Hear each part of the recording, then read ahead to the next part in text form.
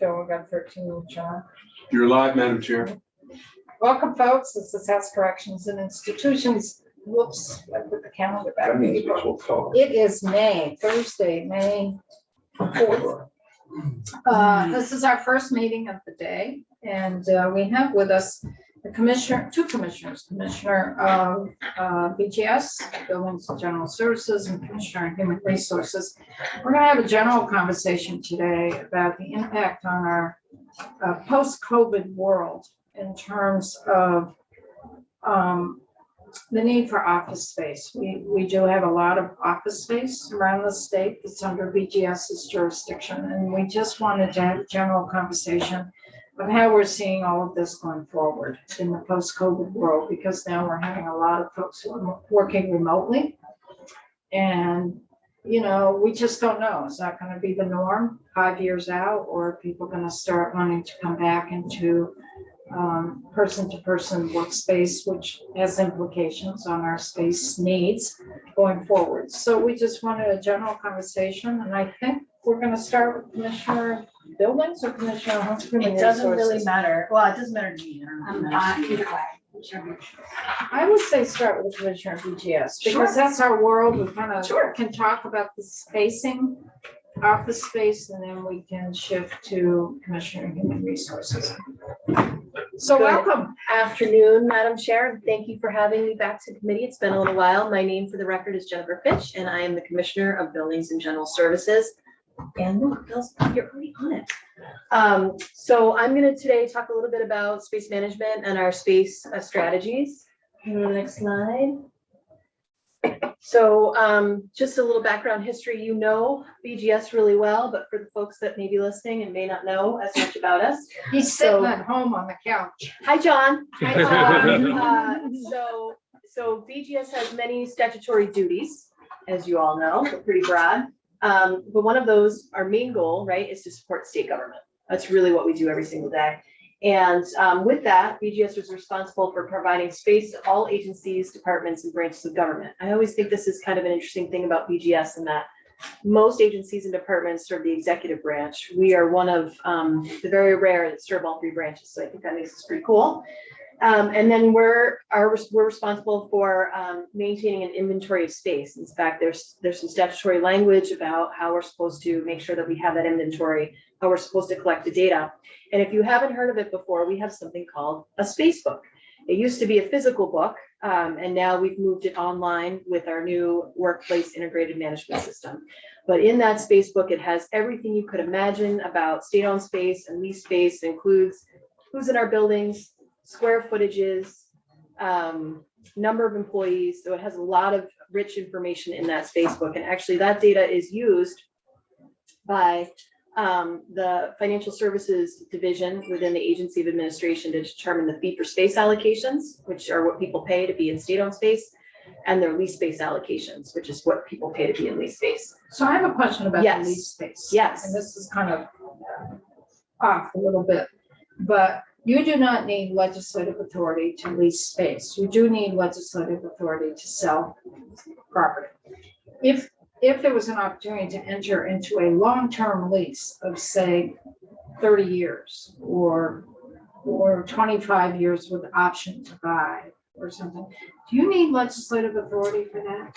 Great question, Madam Chair, and one that I actually can't answer today, because I've been asking our attorney the same question from the AGO's office. So there is language that prohibits the state from leasing out our space to a non-state entity for more than 10 years. So it's very clear in statute that, let's say somebody wants to lease one of our spaces for 20 years, and they're an outside entity. I need to get statutory authority or legislative approval to do that. It is not clear whether or not I need legislative approval if I want to lease space beyond 10 years, or, to your point, do a lease to own. So we are looking, I actually have asked my lawyer or our lawyer to look into that more deeply to answer that question. But it is not abundantly clear right away when you read the statutes. So I'm trying to remember when we did the building with Chittenden Bank, it was Chittenden Bank back then. I think we had the Public Service Board in that building. When we did that, there was an agreement that Chittenden Bank would build the building we don't own that building, but there was So there's a condo. there's agreement, two condos that we own technically, and then there is one unit that judicial branch is in, and that one is leased. And the reason why we're leasing that unit is because it was always the plan, I believe, of judiciary when they had the opportunity to move the administrative staff that are in 112 State Street, which is the building you're referencing, once we were able to fit them into 111 State Street, which is why we didn't actually buy that condo, because we were hoping to But the optimize the others we space. bought, but I think there was legislation, this was back in the early 90s, when that building was built and was state use in there. There might be some legislation you could look at. Okay, Language that would be in the capital bills. Okay. Because I remember there were conversations going on about that. We did that in a couple places, but that one I remember specifically. So that might help the lawyer, your lawyer. I will have them look into that. Oftentimes when we establish a lease or leases that I know of that we've established, it's usually for a 10-year term with an option to continue to lease for another 10 years. Yeah, Once you not get to with the an end of that option. first term. Not with an option to buy. Not with an option, none of the ones that I am aware of has there been an option to buy. That was since I've been at BGS. So that's what you're doing with National Life? So National Life is a longer term lease. I think that one was originally 20 years, is my But it's understanding. not an option to buy. No option to buy, yeah. Sorry. No, that's okay. Why you said lease space. I- triggered. I appreciate all of the questions, happy to answer them. And our role is really to optimize state space, right? So we want to make sure that our buildings are occupied and functioning well for the people that they serve. And so what that means is we want to utilize existing state-owned space whenever we can. And we think of lease space more as flex space, right? So in times where I need to grow space fairly rapidly for the changing needs of agencies and departments, I go and I lease that space. And then at other times where I don't necessarily need that because business changes have modified again, then I want to try to collapse into state-owned space. So our preference is always state-owned space over lease space every single time. And then the space allocations, and we talk about this in this committee all the time, but it's driven by the programmatic needs of the people that we serve.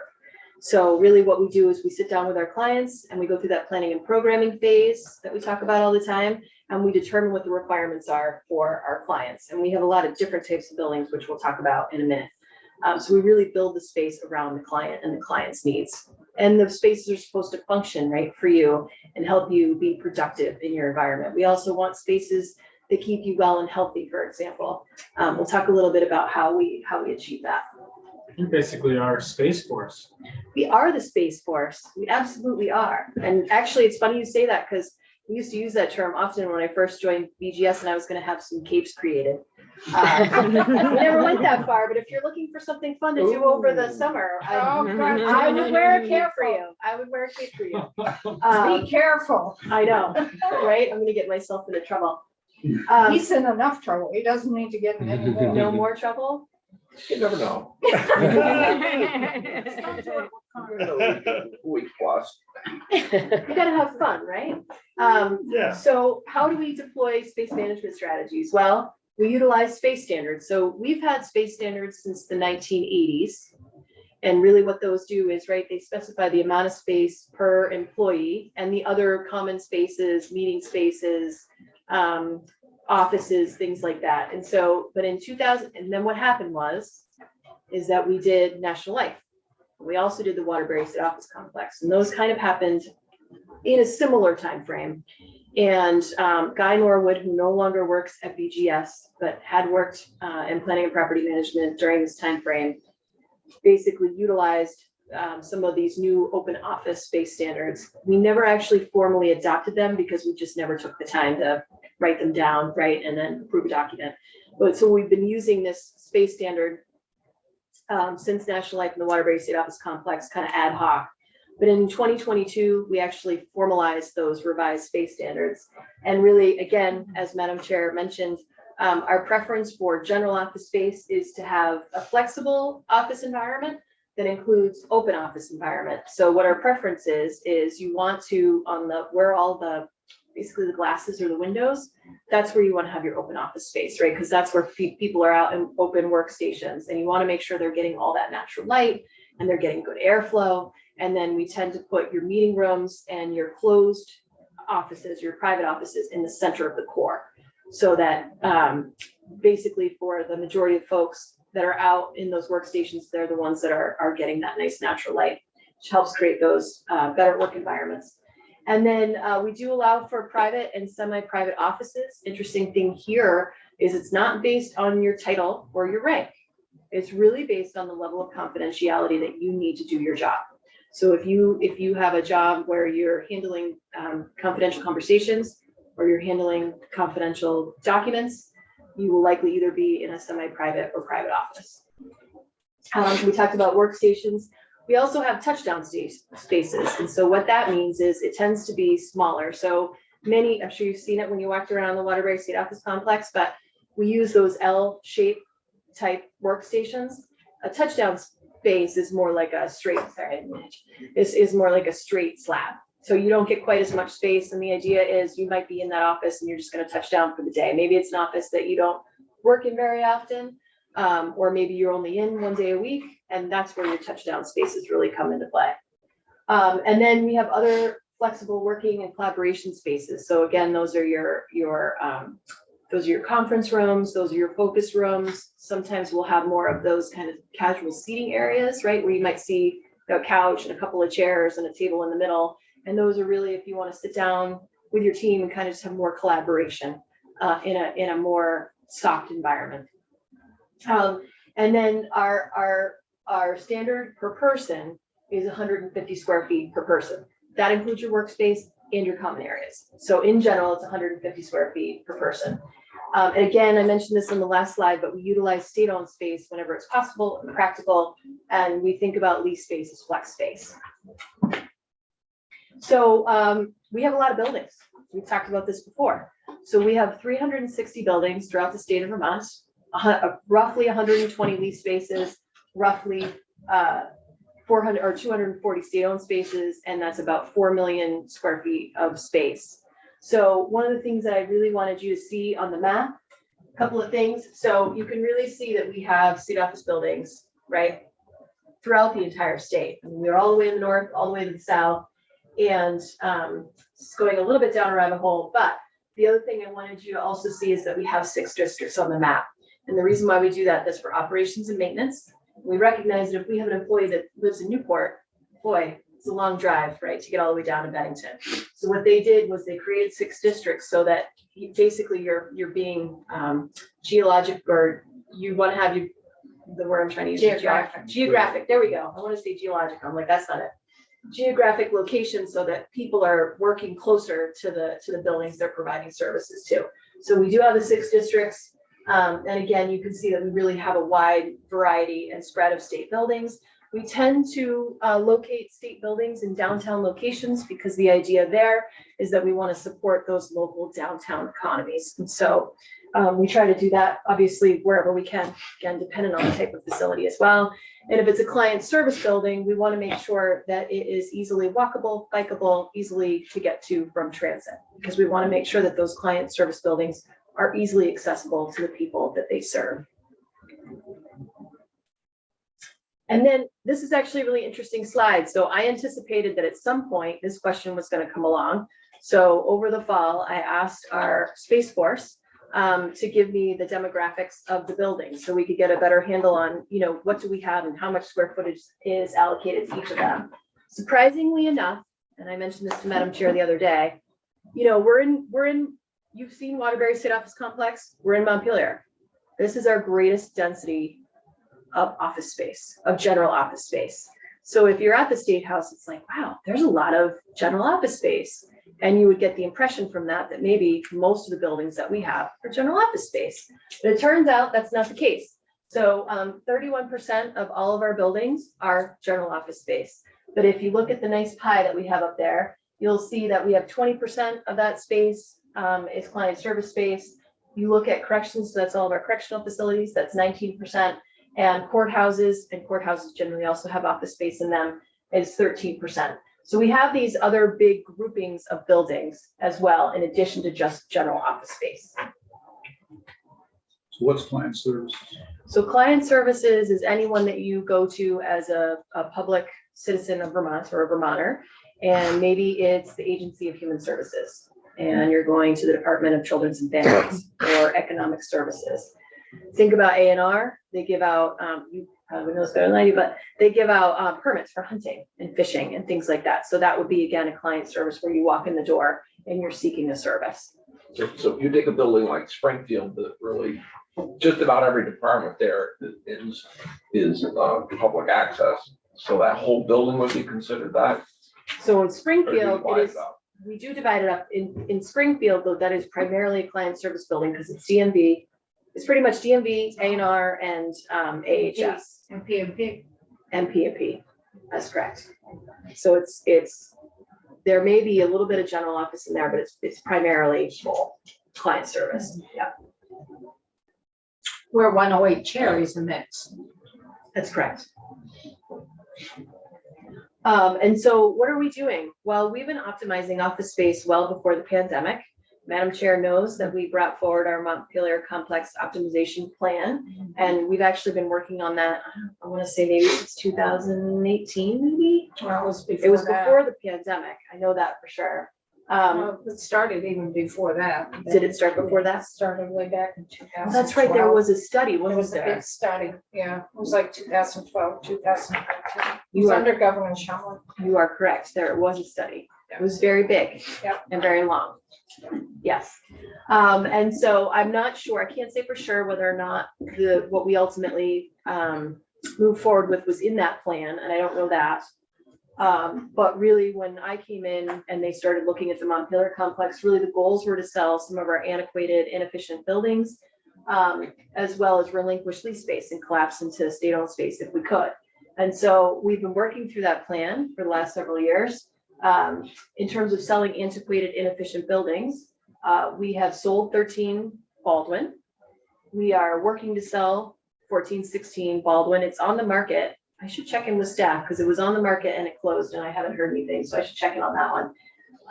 110 State Street, if you allow us to sell it, we will be selling that one. And then 9 Baldwin, after the legislature moves into 133, we have approval to sell. And then we want to relinquish lease space. So 112 is a good example where that is lease space in the unit that Judicial is occupying right now. And when we can fit up the stack area, we're going to move the folks from across the street and then we will relinquish that lease. So again, the idea is we really want to optimize our space, utilizing our space standards and looking at those places where we have big gains by selling those antiquated buildings and relinquishing lease space where we can. And then the last slide is, and it's not the only place we're looking at space. Pittsford Academy is another great example of optimizing space. Madam Chair was here at this time, maybe new to other folks, but we fit up the East Cottage. So Pittsford Academy is a beautiful building. If you have never seen it, you should see it when you're in the area. It's absolutely gorgeous. It was built, I think, in the late 1800s as a It sanatorium. was when the TB, it was a sanatorium with TB, early 1900s. And it's gorgeous. 1907, I think, 1911. somewhere around there. And it's gorgeous. And it's interesting, some of the techniques they used then we're using now. So getting outside, open air, lots of light, all of those things they use there to help the patients. Kind of interesting that we're using those philosophies today. So Pittsford Academy is a great example. We fit up what's called the East Cottage, and there were people that were coming in to learn how to be firefighters. And unfortunately, they had to be in hotels because they didn't have anywhere to stay. And so we fit up the East Cottage, and now the firefighters have a place to stay. And they stay in East Cottage, and they're actually sharing that as well with the BCIC. I'm not going to say this correctly, but basically police officers that are in training as well. So they both share the space together. But again, the idea is rather than staying in hotels, now they can stay at the Pittsford Academy, right where they're learning. But we also are continuing to sort of optimize the space. We are doing a planning study right now to look at both the West Cottage and the center core of the Pittsford Academy and look at how we might utilize that building slightly differently than we do today. Rutland area, Asa Bloomer building. So Social Security, federal Social Security was in that building for a long time. They took up quite a bit of space. I don't know the number on the top of my head, but they had a large office space there. They moved out a couple of years ago. It's just been sitting there. I've walked it. It needs some love. It needs to be renovated and it needs to be refit for the clients that we move in there. So we do have a planning study that's ongoing. we will be requesting in the future at some point money to fit up that Social Security space. We have several leases out in the Rutland area, and our goal would be to move the folks from lease space into state-owned space. If we have any space left, then we would look to lease it out. And then the other one is Middlesex Complex. We've talked about this one before, right? So Vermont State Police moved from the police barracks that's there. So I've got a vacant police barracks. And then we're moving out the Middlesex residents, mental health care patients to Essex, and we'll be removing the temporary facility. And so we're really looking to say, what else could we do with that property? One of the things that we've talked about potentially is locating the Department of Liquor and Lottery there and building a new liquor lottery warehouse with office building.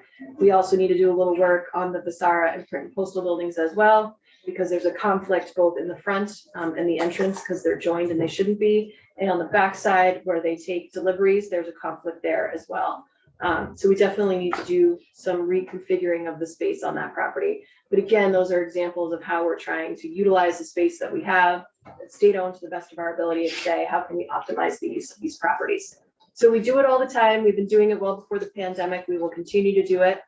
The other message that I would say is we are not at this point reducing square footage based on telework. The only time we are taking telework into consideration in terms of office space comes when we are renovating or when we're building new. So if we're doing one of those two things, we're meeting with the client and we're doing a working profile, which is how often are people teleworking. So we do take it into consideration for new space or space that's being renovated, but at this point in time, we're not considering that for existing space that we have. Questions? You guys were quiet. Usually I get lots of questions. They haven't warmed up yet. Yeah, We had our committee party last night. So Committee party, and I wasn't invited. well, next time, we'll do another one. Okay. We will, promise. At John's house. Yeah, thank you, Commissioner. The very last thing you said did generate a question for me. Sure. That, we observed a lot of telework in the state office complex, and, what can appear to be underutilized space, so you said you wouldn't be sort of look at that unless there's something else triggering it, like a renovation. Would you, but if there was a need for office, like what would another agency needing space? So we need to move some people into a building somewhere. Is there any space anywhere? Would that be something to look at? We would, and another great example to answer your question is so the Agency of Judicial Services is part of the Montpelier Shuffle, moved from the 5th floor of 133 over to Dewey, which is on the National Light campus. And when they did that, basically we put them on half the first floor and then on the bottom floor.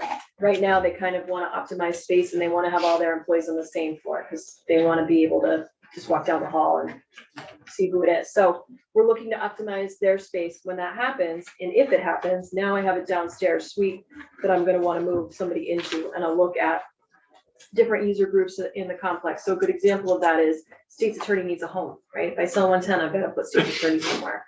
And so I'm going to look at everything I have available in Montpelier, but I know right now that I've got vacant space in Dewey. So anytime I have vacant space, in that case, that is a lease where we don't have an out clause on it. So I know I have to keep that space. Most of our lease spaces have an out clause. Some of them don't. So if I can't get out of lease space, then I'm going to consider that in the broader space plan. If I don't need a lease and I have the ability to get out of that lease and relinquish it, I will do that if we don't need that space. But that's an example where we're constantly shuffling and working with our clients, customers around the space that they need. DMV is a good example. They have a FAST team right now. Don't ask me for the acronym because I don't know what it is, but it's their IT modernization team. And right now they're at Berry City Place, but they'd really love to be in Montpelier. So we are looking at some possible options to bring that team into Montpelier. Now, that's a 2-year time horizon where they would come, they would be here, and then they would move out, and then we would have vacant space again that I need to figure out who I want to put in there. But you would be surprised around the number of people who continue to need more space. Some other good examples, Agency of Natural Resources. I don't know how many limited service positions they received, but they received quite a few through ARPA. And rather than utilizing more space, they are optimizing the space that they have within the National Light Tower. So that's an example where we didn't take on more space. They're just trying to get more creative about how how they use the space that they have. And in some cases, same thing with ACCD, they took on more positions. In that case, they're still in their suite, which I believe is the 6th floor of National Life. And we went in there and we put in some additional touchdown spaces for them. So again, right now we're looking to say, we really want to optimize all the space that we have in state-owned buildings. We don't want to take on more space unless we absolutely need to. So we're being very thoughtful and very strategic about the space. But you'd be surprised, Cannabis Board was created. There were only a few people. Now I think they're going to be almost 30 people. So that's an example where we had some space in 89 North Main Street. We put them in there, starting to get pretty tight. But we're still trying to be creative and find ways if we can fit them in the space that they're in, even with those additional staff, that's what we want to do. So you are correct. Some groups are, and this is really best, so I won't talk about it too much, but some groups are teleworking more than others, and more boards are being created all the time. And some groups are growing. So it's a constant movement of people and looking at the space you have and being very strategic with it. So for us in the capital world, our line item on planning, reuse, and contingency, that's where BGS goes. If it's just to put down a few of those touchdown spaces or do some minor modification. If it's a large renovation, then it's a specific line item, line item in the capital. That's right. So that's how our budgeting in the spreadsheet works. So for example, when we moved folks out of 14, 16, and 13 Baldwin, 9 Baldwin, no, No, they haven't moved out of 9 yet. 9, because Ledge IT's in It'll 13. be 13, 14, 16. Okay, 13, 14, 16. We moved them into 6 Baldwin. But when we did that, there were some unique needs that they had. And so we used a little bit of reuse money because they needed a, I don't want to call it a courtroom, a hearing room. They needed a hearing room and we didn't have one. So we created one for them. So that was an example, Madam Chair, where we used a little bit of reuse money to refit that space slightly so that we could create that hearing room for them. Wayne and then John. We're going to hear from the telemarketing expert, but while we have you sitting here. Uh-oh, now, danger. I have this discomfort of having managed remote people. Maybe I'm a little too controlling or something, and maybe it's unfounded. But since you're in a similar situation, I assume you have telecommuting people too. So Beth will talk more. So I'm just going to talk about BGS and make sure I stay in my lane. And Beth, jump in if I'm moving out of it. I'm talking personally, you as a commissioner manager. Do you have any what kind of discomfort? How do you feel about the work, getting the scope of the work done and having it done in a timely manner, and that you can have your fingers on whether everybody's actually performing? And do you have any slippage of that with more people remotely? And how's the public? Now, if where you're servicing the public, is the public getting the same level of service that they would if the people were being managed in-house? And problem being, as I see it, if we go too far that route and find out and don't investigate and decide whether or not there is reason for concern there, and we start giving up our spaces, all of a sudden, if we decide down the road that these people need to come back in, we don't have any place for them, now we got to build new places, and then we could be in a situation where it's going to cost us. So you are 110% correct. I will just speak to BGS on the telework side, and then I will also speak to your other question about space. So for BGS, we put together our telework plan, and we made a decision. So the first thing to know about BGS is we have primarily frontline staff. So the majority of our staff have to come into work 5 days a week, operations and maintenance, the custodians, the maintenance mechanics, print and postal, all of those folks have to come to work to do their jobs. So that is the bulk of our workforce. I would say we probably have around 80 people or so that are more general office-based people like me. And so for those folks at my level, and it can be done at different levels, but in our department, we decided to have it be consistent across everyone. So we are 3 days in the office and we're 2 days at home. And we kept it consistent for all of our groups. The other piece to this too is when all of the Montpelier shuffle happened, for better or for worse, I raised my hand because I saw an opportunity the legislature was looking for more space, and Two Aiken is right there. And I know JFO really likes the Pink Lady. And so I raised my hand and said, well, I've got staff in 5 different buildings in the complex. Wouldn't it be amazing if we could all be on one floor together? Because there's so much overlap in the work that we do. So during the pandemic, which was tough, we moved all of our staff from the 5 different locations, and we moved us all onto the 5th floor of 133. We are actually denser than 150 square foot per person because we really had to pack ourselves in there, but we got there. And so we're there 3 days a week. There's a ton of crossover in the work that we do, a lot of collaboration. And because we don't have any systems, we're building the systems now, but when I came in, we had no systems. There's really no way for us to work together in the same space other than talking to each other.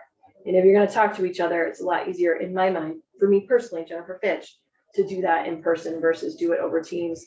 My team is great, but they tend to be more introverted. And so when you get on a Teams meeting, it is like pulling teeth, and they know this, so I'm not saying anything that I haven't told them before publicly, but it's like pulling teeth to try to get them to be really engaging over Teams. I mean, I even got to the point where we'd have our weekly meeting and I'd say, okay, I'm going to ask 3 questions of you every week because nobody's saying anything. And you know me, I love to be engaged, love people, love talking. So I gave people lots of opportunity, but they just weren't talking. So I said, okay, here are the 3 questions I'm going to ask you every week just to get them to talk. So for my team, based on personalities, based on the work that we do, based on the collaboration and the fact that we have no systems in place, we have to do a lot of things manually. It makes a lot of sense for our team to be together 3 days a week. And that seems to be a really good cadence for our team. Every team is different, and Beth will talk more about that.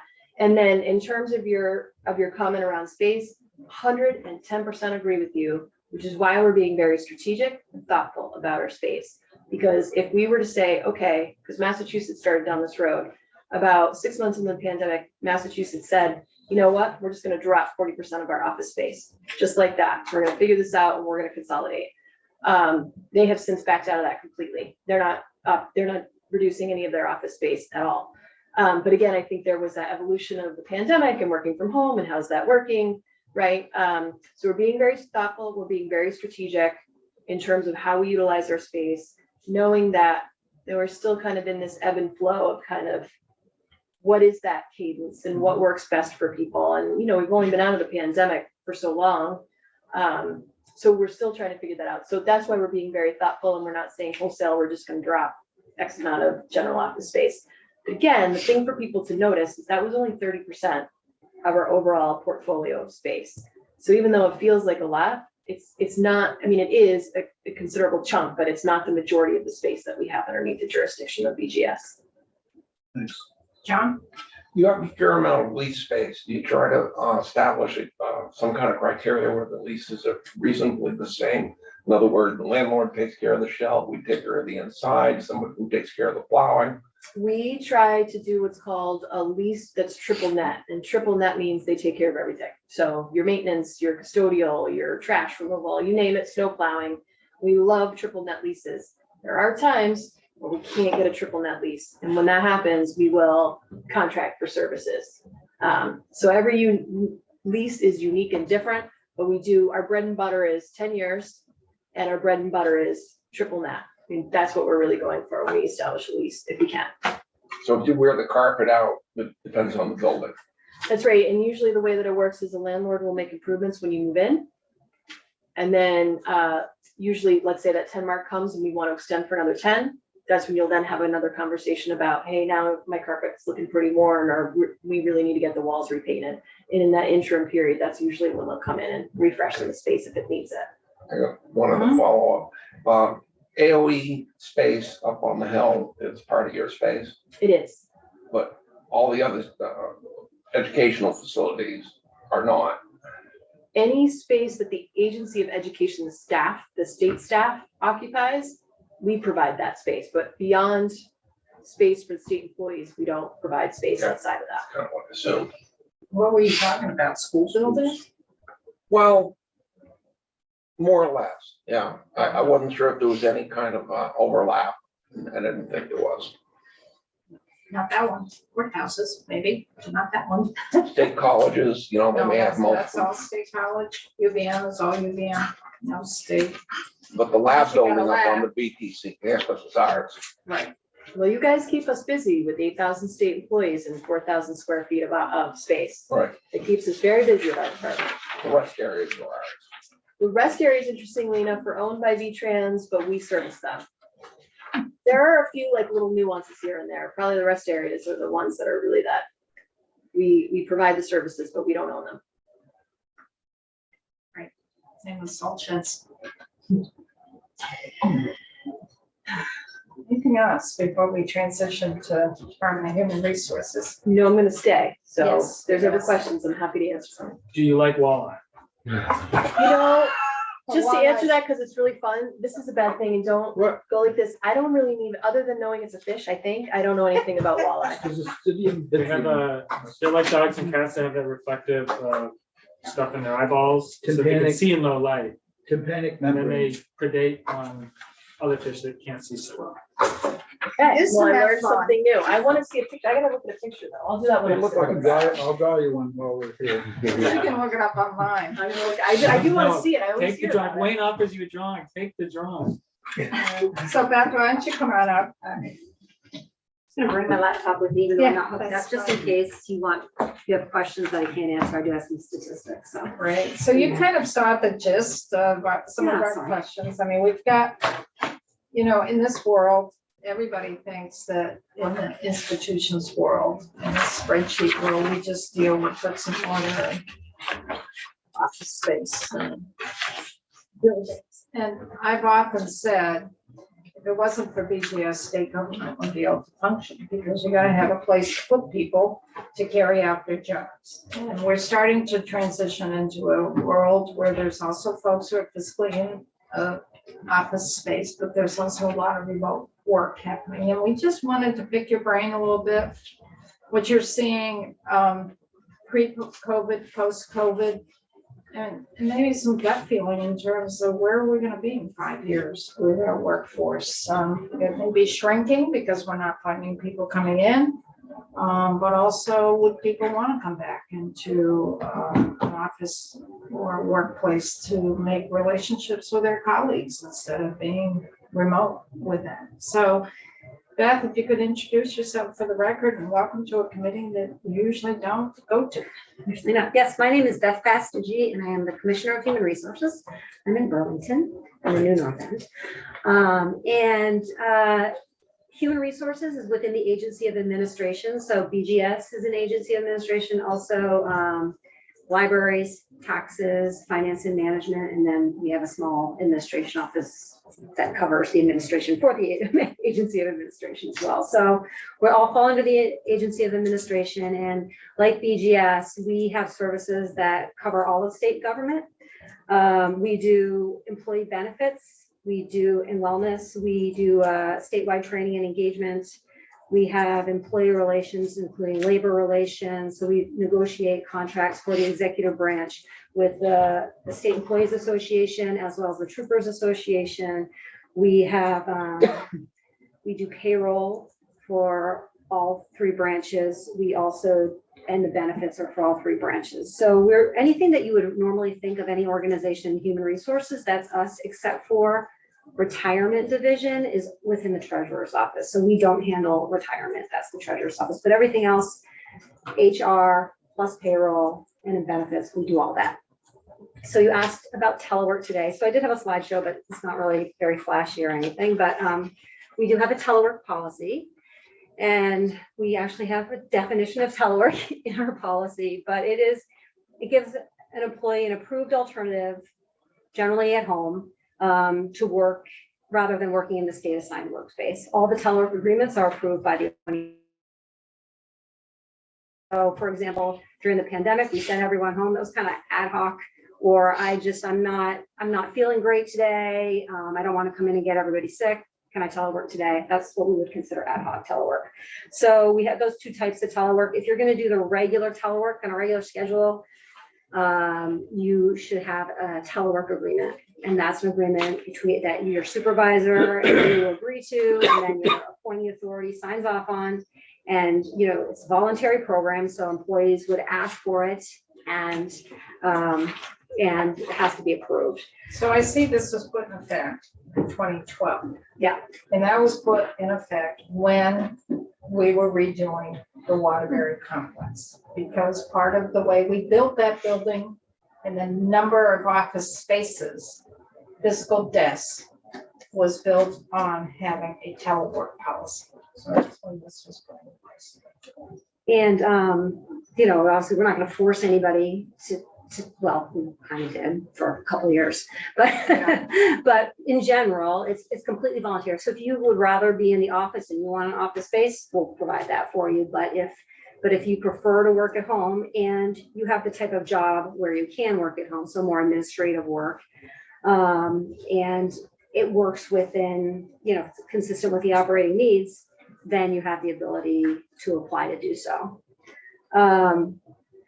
So Jennifer did talk about in BGS, because a lot of the work is in-person work, it's hard to repair the air conditioner remotely. You know, you need to be there and do the tools to do that. Where my department, we're an administrative department, and a lot of the work we do can be done remotely. We're very adept at we use Microsoft Teams rather than Zoom, but we're adept at using Teams, and you just call someone on Teams, you're on a video call right away. And we expect people to be around, to be available in the video calls. And we learned to use the technology really well. We were ready when the pandemic hit. We all were trained on the technology. We all had laptops. We could pick them up. We could go home. We continue work. And luckily, because for us and for a lot of departments as well, the work really ballooned. So to be able to have those tools and be ready was really helpful, as well as the fact that because you're not traveling to go to meetings all the time, we found that our employees were actually more productive when they were working remotely, because they had the ability also to work with all of their the people that they were serving remotely too. So, you know, instead of going to meet with appointing employee or someone in another department going in and physically meeting with them, they could just have that Teams call, which is a video call. So it's not exactly the same thing, but there's a lot more feedback than there is on a regular telephone call. So with the technology today, I find that our team is very productive. They've really embraced telework, and I'm getting way beyond my presentation, which isn't, that's the end, getting way beyond there. So the history, as the chair pointed out, is we instituted the telework policy back in 2012. But people didn't really use it. I mean, it was used, but by a very small number of employees compared to what it is today. So we did a teleworking survey in 2020 just to find out about employees' attitudes, and 14.6% said that teleworked on an ad hoc basis before the pandemic, and 19.5% said they had teleworked 1 day or more per week. But of those, only 9% teleworked 2 days or more per week. So it was in place, people did it, but it really wasn't very popular. When I first came into the department in 2017, I thought that I would telework. I live in Burlington, so it's not a huge commute, but it's a commute, and I had been used to teleworking in my previous employment, but nobody did. So I couldn't really work at home while the whole staff's all work in the office. So I became, from a job where I teleworked a lot to never teleworking, and now I'm back to teleworking a lot. So but it took a while for that culture to change, because it took even our department a while to be comfortable with the technology and how to have those meaningful interactions when you're not sitting right next to you, how you have to be deliberate about reaching out to your coworkers, because, it's not, you don't always accomplish something in a meeting. Sometimes you do accomplish it at the water fountain. You're just having that conversation. So it's that part of things are harder, but I think we're doing a pretty good job. And then obviously everyone had to go, if they were able to telework and they could do their job, any people doing administrative work had to go home. So they had to learn the tools. We kind of forced people to learn how to telework, and employees did a great job. You guys did a great job. This whole legislative body really made that switch and did a great job. And it's really interesting because I saw for national organizations, a lot of states and a lot of state legislatures were very critical of state employees and assuming because they were not coming into the office that they weren't working. And I was really happy to be from Vermont and have that feeling that our legislature really supported our employees, because they really did throughout the whole pandemic. And obviously the support of employees that had to come in, frontline workers working really hard, face to face every day when other people didn't have to. And then the people who were able to telework, supported that too. So I think that's just one of the reasons why it's great to be here in Vermont. So I have some stats about current teleworking. We've got about 3,100 employees have submitted approved telework agreements. So we wanted to try to get a handle on the number of telework agreements. So when we were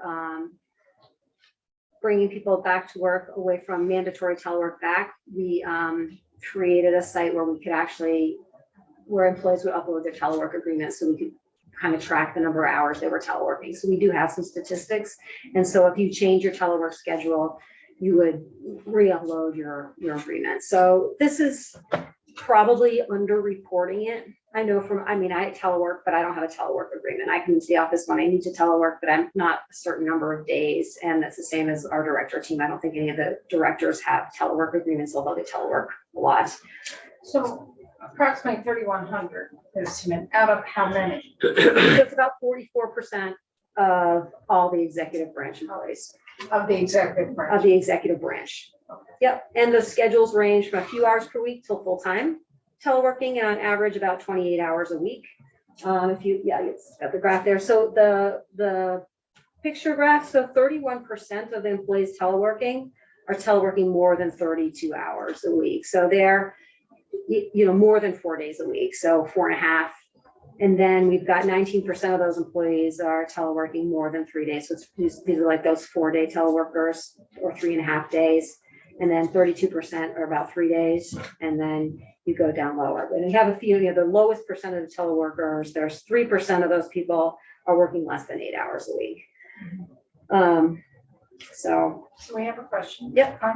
Commissioner, do you have a number of how many employees, or maybe a percentage, are ineligible to telework? Well, no. Okay. I would say that, probably about 50%, 50% are eligible to telework, because, 44. So in my department, everyone's eligible to telework, and most of them have telework agreements. And I can tell you how many actually. I would think those folks are direct supervision, such as within correctional facilities or within our state hospital Right. health system. I mean, you've really got to show up. And, Department of Corrections, Public safety. DCF, Public Safety, VTrans. I mean, they're our biggest departments, and a lot of their employees really don't have the ability to telework, or if they do, it might be just a few hours a week. So, public safety, people in public safety can telework, but if you're a state trooper, maybe there's some paperwork you can do at home, but vast majority you're going to be out doing your trooper job. And same with the VTrans folks. So when you see, like, if, for example, in, the differences, so in human resources, 81% of my employees have telework agreements. In BGS, about 8% have telework agreements in BGS. The people who telework in BGS, they're about 13 hours a week, where in human resources, it's closer to about 3.5 days a week of telework. So it really, kind of two differences in the type of work we do. And, I kind of have stats for every department, but, Agency of Transportation does have a lot of administrative people, but they've got about, let's see, 24% of their employees have telework agreements. And you go somewhere like, Corrections does have people who are able to telework. Let me see if I can pull that up. Human Services. And do you have natural resources? So for corrections, about 5% of people have telework agreements. So very few are able to work remotely. Natural resources. Natural Resources has very much embraced telework. I know that. But of course, then there's also people who are not teleworking, but their jobs are out in the field, so they're not in the office either. So natural resources, we've got for environmental conservation and natural resources. So both of those, like the central office, it's about 100%. I would say all those folks are teleworking. Almost everybody has telework agreements. John? In your agreements with people that are allowed to Telework. Yeah. telework, what kind of expenses do you allow? It's a voluntary program, and we don't, they have their laptop and their computer equipment that we provide, but it's their choice. So it's their choice. So you don't get anything extra Okay, that's for being where- able to that's the telework.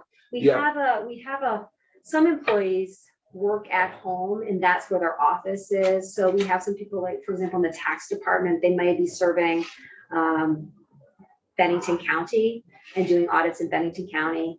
That tax auditor person might have a home-based office. They would get a home office allowance because they don't have another office anywhere else. Some people in agriculture and foods and markets, they may have a home office. There's a separate home office allowance that we have in our union, but if you're teleworking into that voluntary program, there's no extra reimbursement for that. Do you have employees that clock overtime while they're telling? Yes.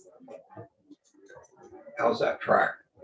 So their supervisor would track it the same way. Same The way. supervisor, the same way they do. So it depends on the job, but it's about the employee output. Or, I mean, there are ways to see if somebody is online as well. And, and some employees, you have to watch more closely than others. And the same thing, whether they're in the office or teleworking, and some employees you don't. So it's A lot of honor. it's a lot of honor.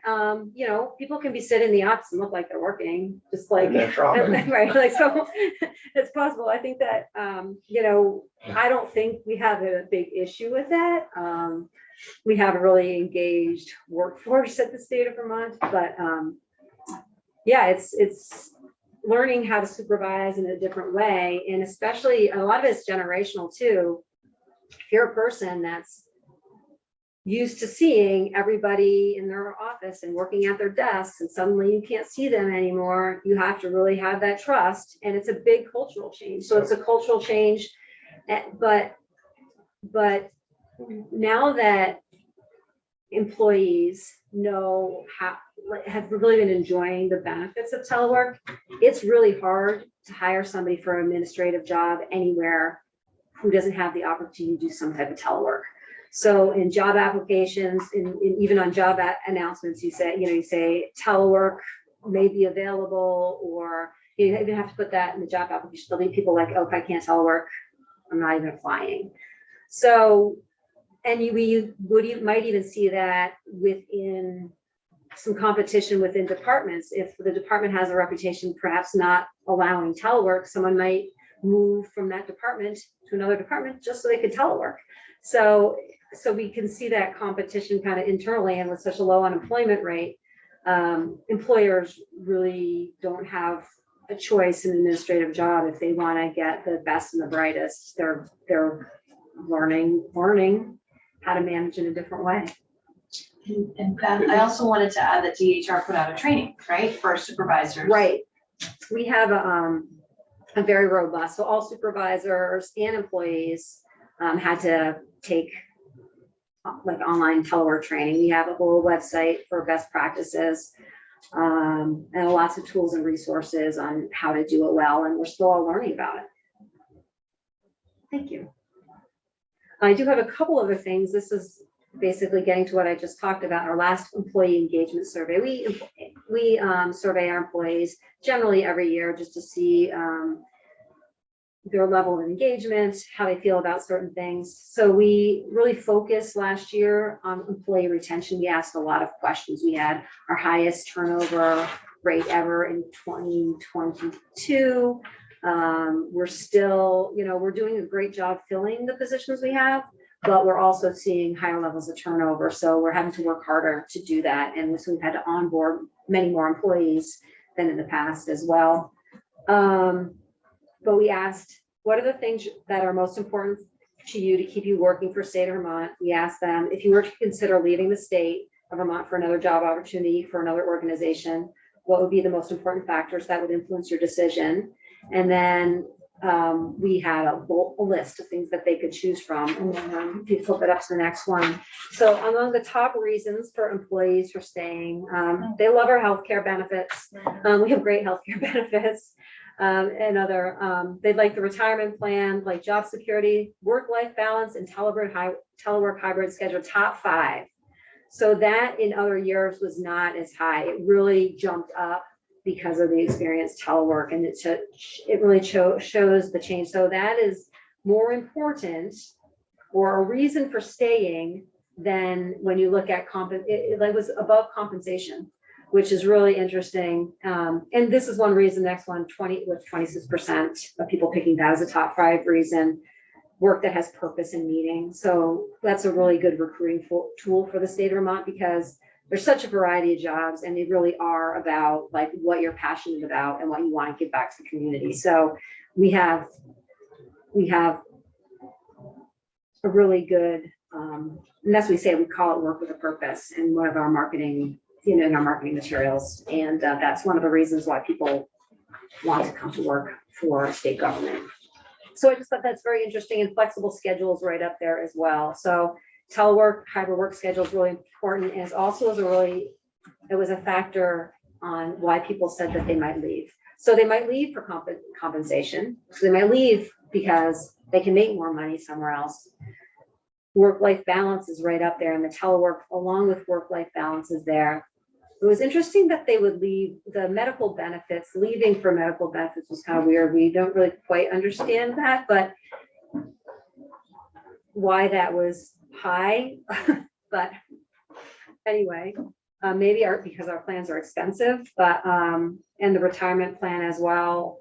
But then again, on top 5, people will leave because of not having the opportunity for a telework hybrid schedule. So we just thought those were very interesting. And then in summary, based on the survey,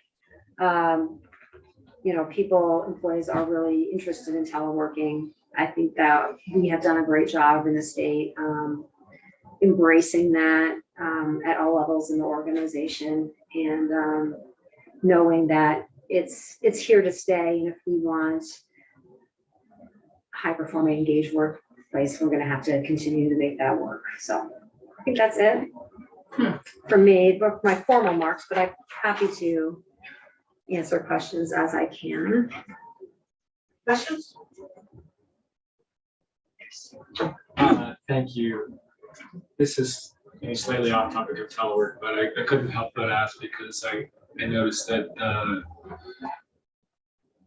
fairly low on that list, retention was feeling like someone was making a difference, which I relate to a lot of the time. It's a challenge in any job. Just curious if you had any more perspective on that. It's a meaningful job. There's a lot of purpose in this job. That's rated more highly, but making a difference that can be hard to connect to. Have any observations? So challenging and interesting work, that was less of a reason for leaving. So there was, it was kind of low on the leaving side. All right. So that means they weren't leaving to go find more challenging and interesting work, but also it was not the same for staying. So I think that was just not necessarily what employees were thinking about. I think that is all, but also another thing that we did in the engagement survey was we actually did what was a net promoter score. So we asked people about, would you recommend the state of Vermont as a place to work? Like, what would you say about it? And, 8, 9, and 10 was positive, and anything then, 7, 6, 7 was kind of neutral, and 5 below was negative. And that was one of the things about that was a good place to work because it was interesting work. That was meaningful work was an important criteria, but also an important criteria for the people who were the net detractors was definitely work culture, and also too much work, overwork, lack of resources were reasons that people would say this isn't a good place to work. And I think you've heard a lot of that in the committee with, you know, particularly the team at the Department of Corrections and the issues they've struggled with attracting employees and having enough employees, the amount of overtime. I mean, when you don't have any kind of work-life balance, it's really hard to recommend that job. Even if you like the work, there's only so much people can do. And, you know, so. Kind of sure. But we do have, in the engagement survey, there's a lot, it's 100 pages and you can look at the responses there. I can send you the link to that. It's on the Department of Human Resources website, and it is interesting, the responses as well. So. We have another question, Michelle? Yeah, I was wondering, when you talked about the reasons people leave employment, was that like a one-time thing, or do you always do an exit survey with state employees when they leave? That was part of our engagement survey. So that's the one time per year survey. Okay. And that was a new set of questions that we had done related to employee retention. So you will be doing that on an ongoing basis? Yeah. And does that include us as state employees, or No, we're not under your? Executive branch. Okay. I was just curious in terms of people that leave the legislature. I would love to see the reasons and the way that you spelled out. That was an interesting survey. Yeah, it's a pretty extensive survey that we do. Yeah. And we get a lot of good data out of it, for sure. John? Do you have any employees that are teleworking that are nowhere near Vermont? And We have a few. Okay, is that working out? And would it be something we could use more to fill in vacancies? I think that there's, obviously the pros to that are, you're expanding your labor market, and, especially for really hard to fill jobs, so things like IT type jobs that are really hard to fill, and the expertise is there. But I think, policy wise, we're getting the money to operate government from Vermonters, and that our first priority should be using that to employ Vermonters. So I think policy wise, I think, Vermonter first, or people at least that can commute to Vermont, and also people who are spending their tax dollars in Vermont. I think policy wise is pretty important. I think those are, those are exceptions that are made. Is also difficult to administer from a human resources perspective. Then you have to actually become a business in those other states and have to find a way to pay taxes to the other states. So it's not something that, it's something that happens, but it's not widespread. It's not a closed door, but it's open to crack. It's open to crack, I would say. Yeah. That's a good answer. So we were actually one of the first, well before the pandemic. We had an employee named Bill Vivian. Bill, if you're watching, he's fantastic. We love him. He's amazing. Rock star in the Office of Purchasing Contracting. And he was moving to Texas because his wife had a really great job, but he loved his job. He loved our department, and he really did. He was very conflicted, and so we had a conversation, and we met with DHR, and he said, "Is it possible for me to work full remote?" And so the way that we handled it, and it may be handled differently today, because again, this was a while ago, was he's on a telework plan. It is approved for 5 days remote, and there is a letter that was sent to him that basically says at any time, right, we can revoke this and we can ask you to come back to the office. I will tell you that we've had a couple of shortages in that shop, and Bill has come each time. We've asked him a couple of times to come and work with us for 5 or 6 weeks, and he's come, and he's been fantastic, and we love it. And it turns out, unfortunately, the job didn't go as his wife's job. She wasn't as happy there as she was hoping she would be. So they're moving back. Bill's gonna be back with us, and we're super excited, and we're gonna embrace him when he comes back. I guess by that I'm saying it can work. It can work. Bill's very productive. He gets a lot of positive feedback from our customers about how responsive he is, about how much of a hard worker he is. Good.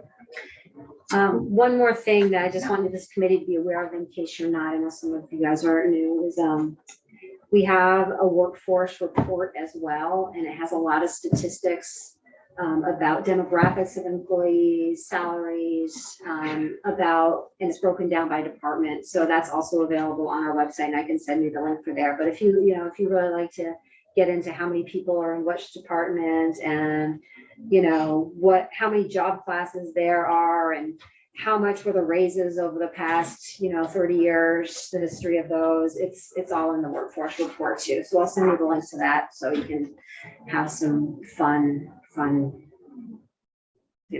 reports to review.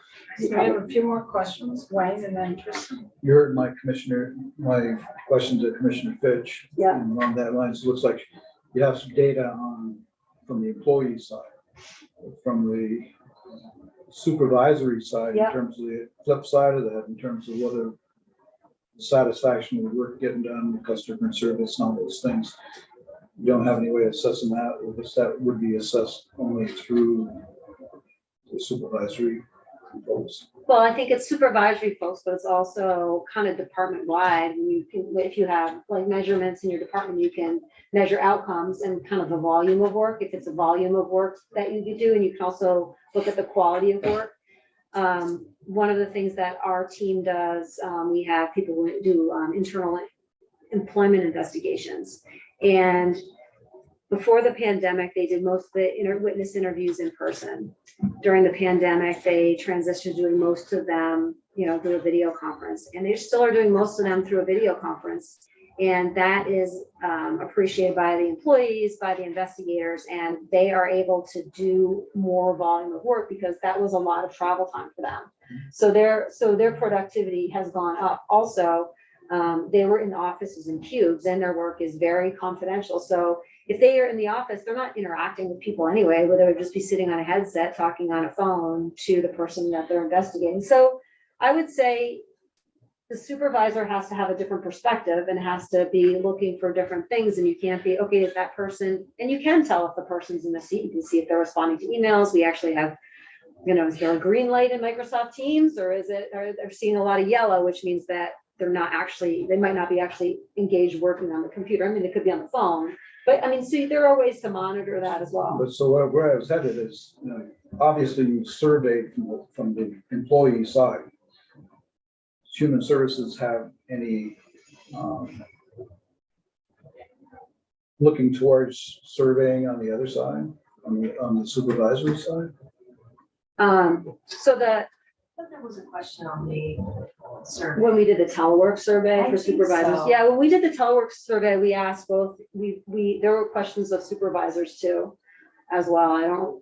But the responses were very similar. You see, where I'm getting at is if we are going to assess Yeah. for the long term, where it works, where it doesn't work, what kinds of jobs it works best in, what kind of people it works best in, and where we're looking at the long-term space issues that we might have down the road, that information would be useful and it needs to be accurate. Right.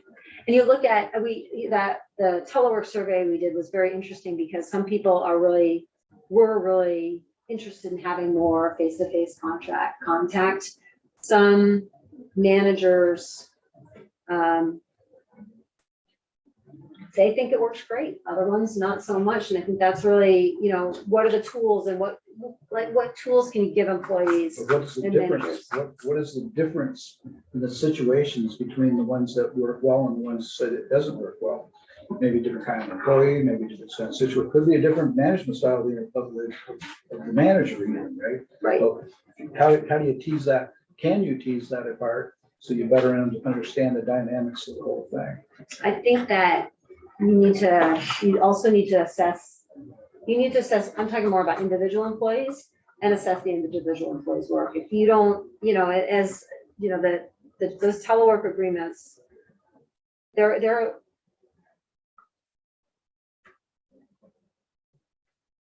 employee is not owed the ability to telework. The employee can ask to telework, and leadership provides them the opportunity to do so. And if it seems like they're not getting their work done, or their work product is failing, generally like a new employee that comes in, you don't start a new employee teleworking 5 days a week. You start them Rather See, than I'm the job. not, I wasn't asking as a criticism. I'm Yeah. asking as a, looking to analyze the system such that we can understand what things work and what things don't, what things work better. And they're looking at that, we're not just looking at that. I think nationally and internationally, everybody's looking at that. I mean, that's like one of the studies that you're seeing in all like the human resources reports and all the managerial consulting reports about best practices. And, you know, it's a big topic at all the conferences and how do you get the best work out of your employees? And you think it might be generational too, but it's not always generational. You think that the younger demographic will all want to telework, but that's not, you know, a lot of times younger people might not have good space to telework in. They might not have, you know, their own room in their house and it might be really noisy. So they might want to come into the office. So it's not always who you would think would be, would want it or is the best suited for it. So the other thing is, we had to do telework plans, and those plans included performance measures for each of your groups. And so we establish them, but we're also held to those performance measures as well. Thanks. So we have another question, Tristan. Thank you, Commissioner. So I emailed you this question essentially in December, but since it's kind of come up again, I want to ask you in person. You don't have, you know, just going down to Halifax from here is 2 hours. So you don't have to go to Texas to find some really great workers who are in the state who would not consider jobs listed in Montpelier accessible, unless perhaps they were able to like look at the job department of, you know, Vermont job site and see, oh, these jobs are actually could potentially do 4 days for this position. Yeah. So just being able to share with Vermonters who are in part of the state more proactively information about jobs that may be applicable to them. Have you looked at that? Yeah, I think that it's been that whole idea has been very beneficial because, for example, in our department, we've been able to hire employees that are, you know, you can commute to Montpelier if you had to in a day, but, you know, I have one employee that was east of Rutland that started working due to the pandemic, and she started, you know, she came in a few times in the beginning, but she's mostly remote. You know, she has to come into work into the office, she does, but it's, you know, it's about an hour and a half of a commute. Halifax is a little south. of Yeah. Rutland. Right, so, but it would So be, you could come up but you could still come a up day a week. a day a week if you had to. I have an employee actually that he has an apartment or a share up here, but he also is from, I think he's from I don't know if it's Brattleboro, but he's from that area too. So his house is down there. And I don't know what his situation is now. I haven't asked him, but I know that prior to the pandemic, he had an apartment up here, but he still maintained his residence down there. I don't know if he still maintains his apartment up here. He still does have to come in more than other people because he's one of our trainers. We do a lot of our employee kind of managerial type training. We do a lot of it online, but we also do training in person too. So I think that has really, the ability to telework has definitely opened that job up to people across the state that traditionally would not have been able to apply for the jobs, and also for promotional opportunities, because it's like from a department that has, you know, that may be like children and families or Department of Health that have people that are working out in the district areas, that the ability to telework makes them eligible perhaps for administrative jobs that might typically have been in Waterbury or Burlington or Montpelier. So I think my question is more, have you gotten the word out to people in places like Halifax about this? You know, I think it's not, these jobs might have become options for regions that didn't used to be, but people might not know that, and considering you have vacancies. So what we do is we post, if telework is available, we really encourage the hiring managers to put that in the job posting, so that employees know that that's a possibility. So that's how we don't, you know, it's not, we don't only go out and do job fairs. It's all, you know, how we recruit people it's all through social media these days. So we also will do one of the things that our talent acquisition team is actually not just through social media, but they also, will actually reach out proactively to prospective employees and just kind of go digging for employees. And I'm sure they're looking at people in Halifax. Thank you for coming in. All We right. really appreciate it for that. And now, seeing that we're all talking about the workers and the state employees and our workforce, we do have the SCA here to give their perspective in terms of workspace and workplace, coming into the workplace or working remotely. We have Steve Howard with us. We were going to have the owner, Watts. I have to stop and think, but she was unable to. Yes. So Steve, it's all yours. Thank you, Madam Chair. Thank you, members of the committee. For the record, Steve Howard, I'm the Executive Director of the VSCA. And I think I want to start by saying that, and I think this is something you probably have learned even in the discussion around corrections, that the building you work in is, there's a huge overlap between the building part of where you go to work and the work experience that you have. And you've heard me talk about that in the context of corrections, just around the issue of air conditioning, for instance. And it's also an issue that's pervasive. The issue of telework is actually very pervasive in the discussion around the sale of 108 Cherry Street. If you talk to our members there, you saw from the survey that they conducted that they're fine with selling the building, but clearly 85% of them really don't want to be located in Waterbury. And the driving force behind that really is that they are concerned about housing. They're concerned about childcare because they aren't sure they're going to be able to find childcare in Washington County, and they aren't sure they're going to be able to be on time to pick up or drop off their children in Chittenden County. And so they are hoping to prevail upon the administration to relocate them in a new building somewhere in Chittenden County. But if not, 85% of them are prepared to leave. So you can see the connection between what I think the commissioner said, that there's a big interest in this issue. And I think generally, just from the conversations we've had with our members, teleworking is very popular. And it's something that that I think is going to be key to filling the very large number of vacancies that we have throughout state government.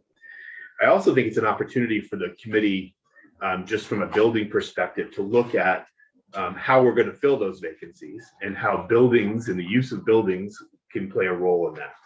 And one of the things that our members are really interested in is not only encouraging the use of teleworking, because I think as they would describe it, it's the end of the surveillance culture that really, as new workers enter the workforce, and our members really feel that there's not really a productive outcome from having a manager be able to see you all the time. But instead to measure whether you're getting the work done on time, is it done to the level of expectation that management has? And that's really what they think should be the test. But one of the things that they stress very strongly is that as we look across the state, first of all, our members are very supportive of owned buildings owned by the state of Vermont, serviced by our members in VGS. And there's really two reasons for that. One is VGS employees do a much better job than private contractors in maintaining those buildings. That's just generally their experience. And they get to know those folks, they work with those folks, they could get things done more quickly when the state employees are responding to those concerns. The other is security. Our members who are in leased buildings have a less secure, the security is an issue all across state government, and we have not adequately addressed security problems, the elevated security concerns that our members have as it becomes more and more permissible to be violent and outrageous when public employees tell you something you don't want to hear, or tell you you're not qualified for a program, or just basically doing their job. It's somehow, somewhere in society, people have been given permission to be elevated in their behavior. And our members are experiencing that from DCF all the way to the elections division in the Secretary of State's office. So owned buildings are better than leased buildings. So we're glad to see that we're moving away from leased buildings more to owned buildings. One of the things that our members see as a real opportunity in filling a lot of these vacancies is to look at the use of space and whether the space that has been opened up as a result of increased interest in telecommuting can address some of the childcare crisis in the state. Childcare is a huge reason why we can't fill vacancies in state government. It's a huge reason why our private sector employers in your districts are having a hard time filling vacancies. People are not coming into the workforce if they have no place that they feel is safe to bring their children. It's an opportunity for state government to fill their vacancies with really high quality candidates. If we can get to a point where we're using some of that space for childcare, that obviously would have to be bargained with the administration. That would be a benefit we'd have to bargain.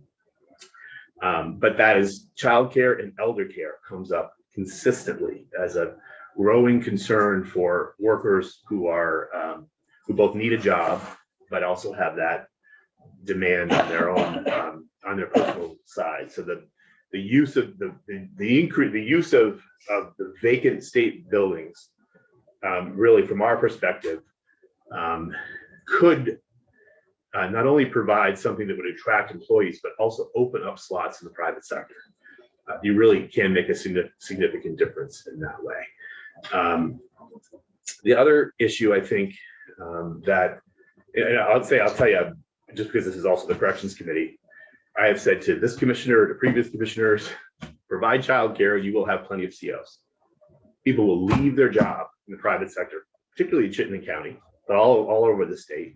They will leave their job if you provide high quality childcare. We haven't yet gotten to that point yet, but I think it's something worth discussing, at least considering in that regard. I think the other thing that we're going to have to do, and this is an issue that is an issue of bargaining, so I'm not asking the legislature to take a position on this or even to get involved in this, because this would be a conversation we'd have with the administration. But the Commissioner Vestigi mentioned the home office allowance, which is for offices that are for which you are assigned a home office, $65 a pay period.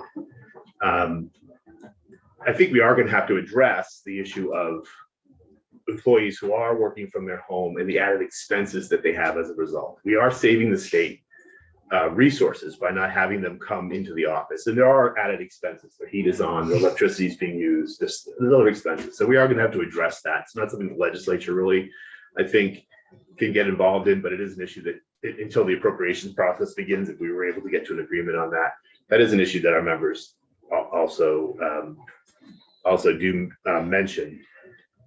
One other impact of telecommuting, which I think is important for this committee on the institution side, is the issue of parking, which we all know the Capitol complex has been, I know Representative Casey knows this well from many discussions in Montpelier.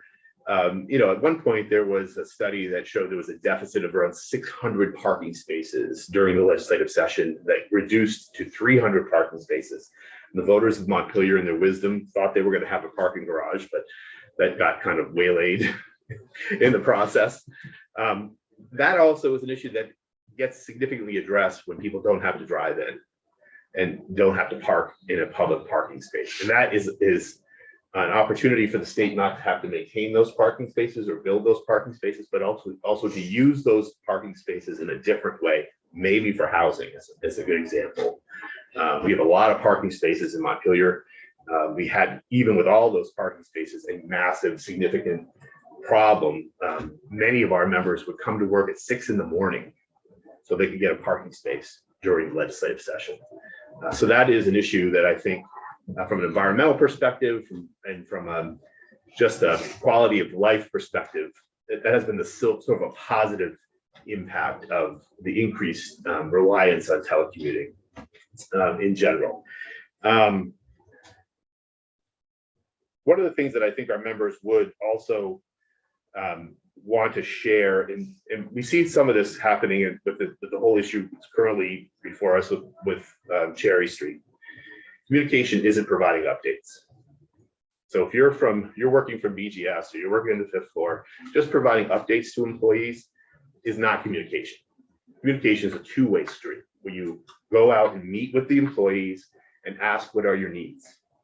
What do you need to do your job effectively? What does the public need from this building in order to be served correctly? That doesn't often happen.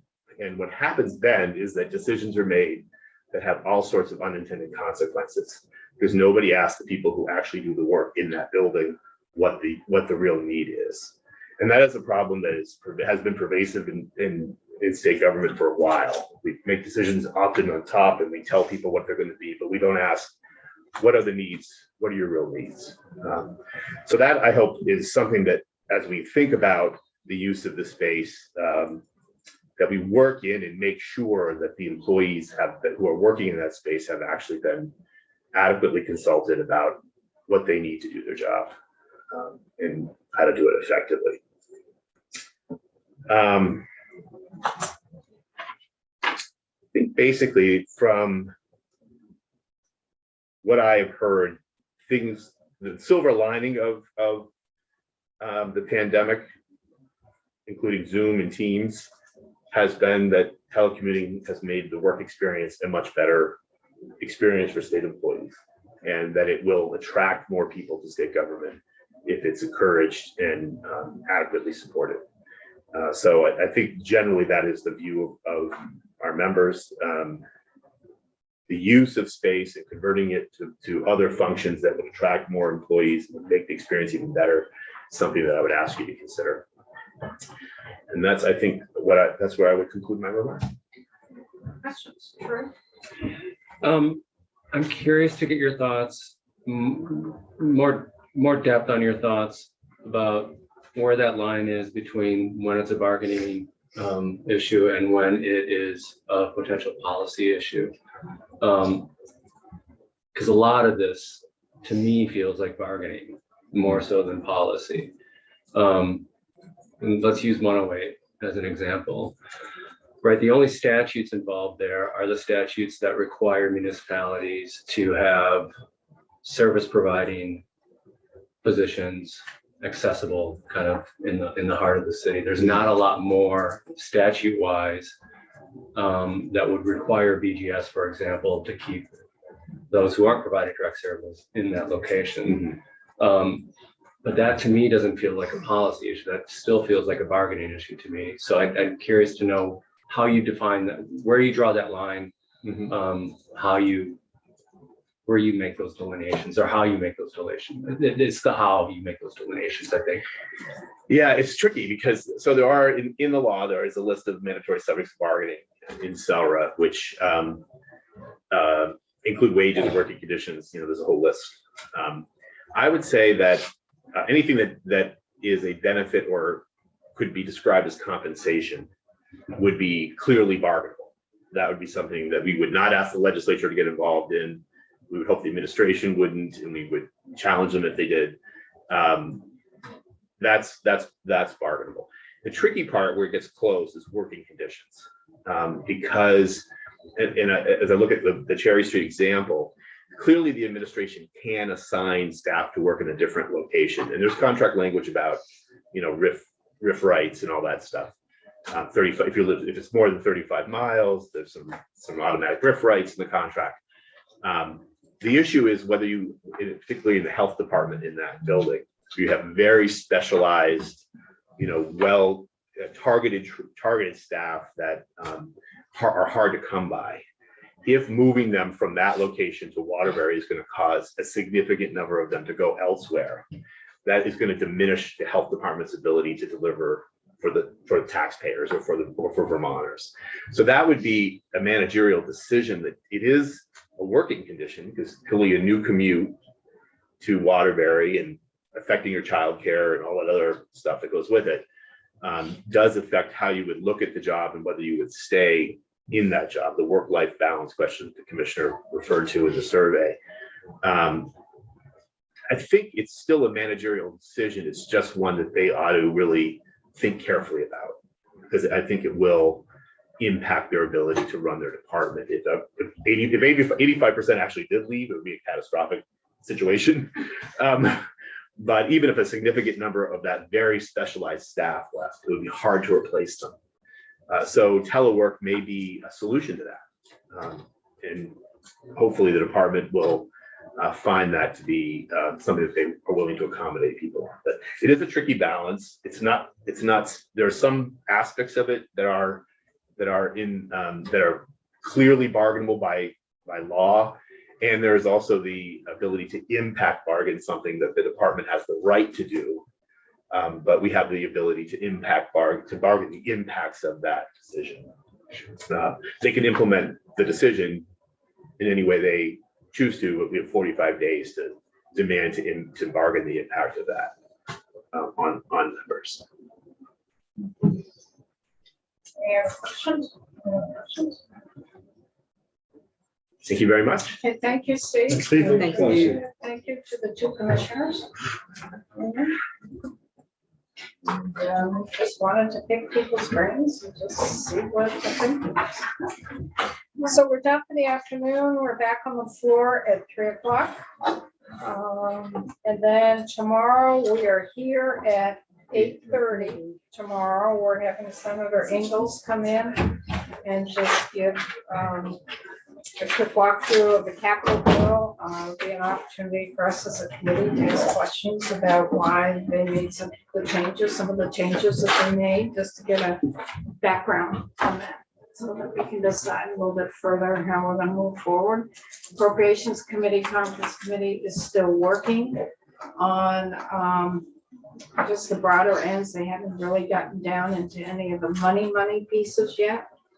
So they're moving along and slowly. And I think obviously next week is when really rubber will hit the road. So we'll be discussing more how we move forward with the capital bill tomorrow. It's up for third reading in the Senate tomorrow, so we should get the bill either later tomorrow or Monday when we get back. Because we're back here on Monday at 1 o'clock in the afternoon. And we'll be on the floor on Monday afternoon. So we got some big bills. So we're down until 8:30 tomorrow morning. And let's go out. Can we all say bye, John? Bye, John. We missed you last night.